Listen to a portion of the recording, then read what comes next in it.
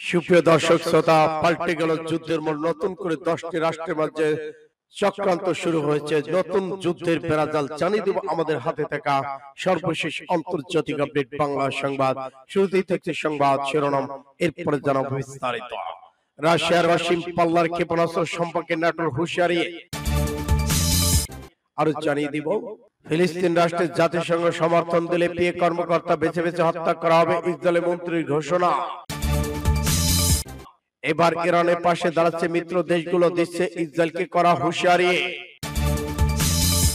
শেখ হাসিনা ট্রাইব্যুনালে তারই মৃত্যুদণ্ড, জেনেছিল আদালতের চিত্র। ফিলিস্তিন রাষ্ট্র না হলে ইসরায়েলের সঙ্গে সম্পর্ক রাখবে না সৌদি আরব। ইরানের পারমাণবিক স্থাপনা হামলা ঐতিহাসিক নজিরবিহীন ঘটনা, ইসরায়েল পশ্চিম এশিয়ায় স্থিতিশীলতার জন্য বড় হুমকি। এদিকে ফ্রান্সের কাছ থেকে 100টি রাফাল যুদ্ধবিমান পাচ্ছে ইউক্রেন, বড় যুদ্ধের আশঙ্কা।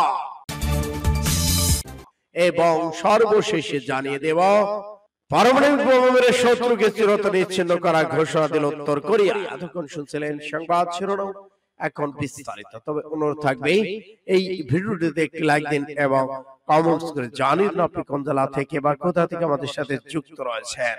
ইসরায়েল, ফিলিস্তিন, লেবানন, ইরান যুদ্ধের আপডেট ভয়ঙ্কর বাংলা সংবাদ হাতে পেতে চ্যানেল সাবস্ক্রাইব করে আমাদের সঙ্গে থাকুন। রাশিয়ার অসীম পাল্লার ক্ষেপণাস্ত্র সম্পর্কে ন্যাটোর হুঁশিয়ারি, আঞ্চলিক সহযোগিতা বাড়াচ্ছে ইরান। ইরানের পররাষ্ট্রমন্ত্রী সাইদ আব্বাস আরাগচি ঘোষণা করেছেন, কাস্পিয়ান সাগর উপকূল দেশগুলোর সঙ্গে বহুপাক্ষিক সম্পর্ক জোরদার এই অঞ্চলে অর্থনৈতিক, জ্বালানি, পর্যটন খাতের সুযোগ সম্ভাবনা কাজে লাগানোর ইসলামিক প্রজাতন্ত্র ইরানের পররাষ্ট্রনীতির প্রধান অগ্রাধিকার একটি। ইউরেশিয়া অঞ্চল বর্তমান নানা ধরনের কূটনৈতিক নিরাপত্তাগত পরিবর্তনের মধ্য দিয়ে যাচ্ছে। ইরানের উত্তরে ক্যাম্পিয়ান উপকূলবর্তী দেশগুলোর প্রাদেশিক গভর্নরদের প্রথম সম্মেলন অনুষ্ঠিত হয়েছে। অন্যদিকে এই অঞ্চলে পশ্চিমে রাশিয়ার নতুন সামরিক সক্ষমতা নিয়ে উদ্বেগ সর্বোচ্চ পর্যায়ে পৌঁছেছে। পাশটুডে এই প্রতিবেদনে এই অঞ্চলে গুরুত্বপূর্ণ রাজনৈতিক, অর্থনৈতিক, নিরাপত্তা বিষয়ক ঘটনাবলীর সারসংক্ষেপ তুলে ধরা হলো। কাস্পিয়ান বন্ধুত্ব উন্নয়নের সেবা বন্ধন ইরান। ইরানের পররাষ্ট্রমন্ত্রী আব্বাস আরাগচি রাশিয়াতে অনুষ্ঠিত কাস্পিয়ান উপকূলবর্তী দেশগুলোর প্রাদেশিক গভর্নরদের প্রথম সম্মেলনে এদেশের সঙ্গে বহুপাক্ষিক সম্পর্ক বিস্তার লাভ করেছে। কাজাকিস্তানের সঙ্গে সাংস্কৃতিক, অর্থনৈতিক সম্পর্ক জোরদার করা হয়েছে। উজবেকিস্তান, আফগানিস্তান বিদ্যুৎ রপ্তানি করবে। এদিকে ন্যাটো সতর্কতা, বুরজেনতাগিন অনিয়মিত হুমকি। ইউরোপীয় অঞ্চলে এসব সমসাময়িক পরিবর্তনের বহু মাত্রিক চিত্র তুলে ধরা হয়েছে। এদিকে ইরান সক্রিয় কূটনীতি দিয়ে পূর্ব উত্তর অঞ্চলে অর্থনৈতিক, সাংস্কৃতিক সুযোগগুলো কাজে লাগাতে চাচ্ছে। অন্যদিকে এই অঞ্চলে পশ্চিমা সামরিক প্রতিযোগিতা, অস্ত্রসজ্জা বাড়াতে থাকা উদ্বেগ অস্থিরতা আবহ তৈরি করেছে। সূত্র পাশটুডে এসে। ফিলিস্তিন রাষ্ট্রের জাতিসংঘ সমর্থন দিলে পিএ কর্মকর্তা বেছে বেছে হত্যা করা হবে, ইসরায়েলি মন্ত্রীর হুমকি। জাতিসংঘ যদি ফিলিস্তিন রাষ্ট্রকে স্বীকৃতি দেওয়ার পথে অগ্রসর হয়, তবে ফিলিস্তিন কর্তৃপক্ষ পিএ কর্মকর্তাদের খুঁজে খুঁজে হত্যা করার নির্দেশ দেওয়া উচিত বলে হুমকি দিয়েছেন ইসরায়েলের জাতীয় নিরাপত্তা কর্মী, উগ্রপন্থী ইহুদি নেতা ইতামার বেন গাভির।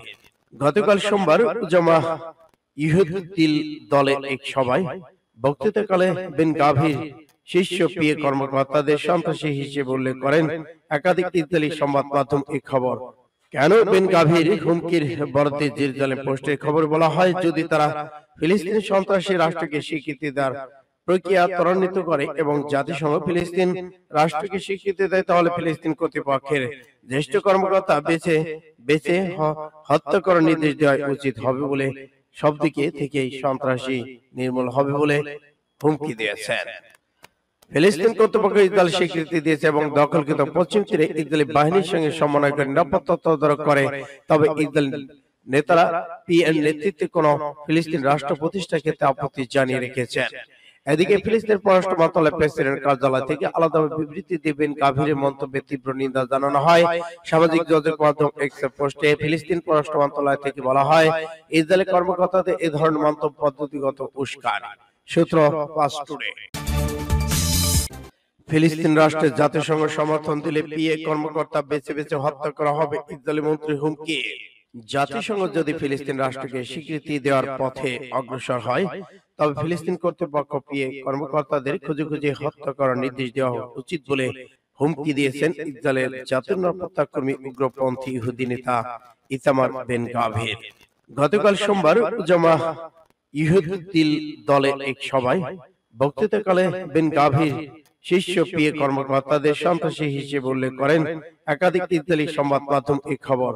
কেন বেন গাভির হুমকির বরাদ্দে জেরুজালেম পোস্টের খবর বলা হয়, যদি তারা ফিলিস্তিনি সন্ত্রাসী রাষ্ট্রকে স্বীকৃতি দেওয়ার প্রক্রিয়া ত্বরান্বিত করে এবং জাতিসংঘ ফিলিস্তিন রাষ্ট্রকে স্বীকৃতি দেয়, তাহলে ফিলিস্তিন কর্তৃপক্ষের জ্যেষ্ঠ কর্মকর্তা বেছে বেছে হত্যা করার নির্দেশ দেওয়া উচিত হবে বলে সব দিকে থেকেই সন্ত্রাসী নির্মূল হবে বলে হুমকি দিয়েছেন। ফিলিস্তিন কর্তৃপক্ষ ইসরায়েল স্বীকৃতি দিয়েছে এবং দখলকৃত পশ্চিম তীরে ইসরায়েলি বাহিনীর সঙ্গে সমন্বয় করে নিরাপত্তা তদারক করে, তবে ইসরায়েল নেতারা পিএন নেতৃত্বে কোন ফিলিস্তিন রাষ্ট্র প্রতিষ্ঠার ক্ষেত্রে আপত্তি জানিয়ে রেখেছেন। এদিকে ফিলিস্তিনের পররাষ্ট্র মন্ত্রণালয় প্রেসিডেন্ট কার্যালয় থেকে আলাদাভাবে বিবৃতি দেবেন গাভিরের মন্তব্যে তীব্র নিন্দা জানানো হয়। সামাজিক যোগাযোগ মাধ্যম এক্স পোস্টে ফিলিস্তিন পররাষ্ট্র মন্ত্রণালয় থেকে বলা হয়, ইসরায়েলের কর্মকর্তাদের এই ধরনের মন্তব্য পদ্ধতিগত উস্কানি। সূত্র পাঁচ টুডে। শেখ হাসিনা তৈরি ট্রাইব্যুনাল তারই মৃত্যুদণ্ড যেমন ছিল আদালতের চিত্র। গত বছরের জুলাই আগস্টে গণঅভ্যুত্থানের সময় সংগঠিত মানবতা বিরোধী অপরাধে ক্ষমতাচ্যুত প্রধানমন্ত্রী শেখ হাসিনা সাবেক স্বরাষ্ট্রমন্ত্রী আসাদুজ্জামান খান কামালকে মৃত্যুদণ্ড দিয়েছে আন্তর্জাতিক অপরাধ ট্রাইব্যুনাল। এই রায়কে ঘিরে সকাল থেকে কড়া নিরাপত্তা ব্যবস্থা জোরদার করা হয় ট্রাইব্যুনাল ও আশপাশের এলাকা। এই রায় শুনতে সকাল থেকে আদালতে হাজির হন জুলাই আগস্টে আন্দোলনে আহত ব্যক্তি, নিজের নিহতদের পরিবারের সদস্য, জুলাই আন্দোলন নেতৃত্ব এবং শিক্ষার্থীরা। আদালতের ভেতরে যখন রায় ঘোষণা হচ্ছিল তখন বাইরে বিভিন্ন সংগঠনের নেতাকর্মীদের জড়ো হয়ে মিছিল স্লোগান দিতে দেখা গেছে।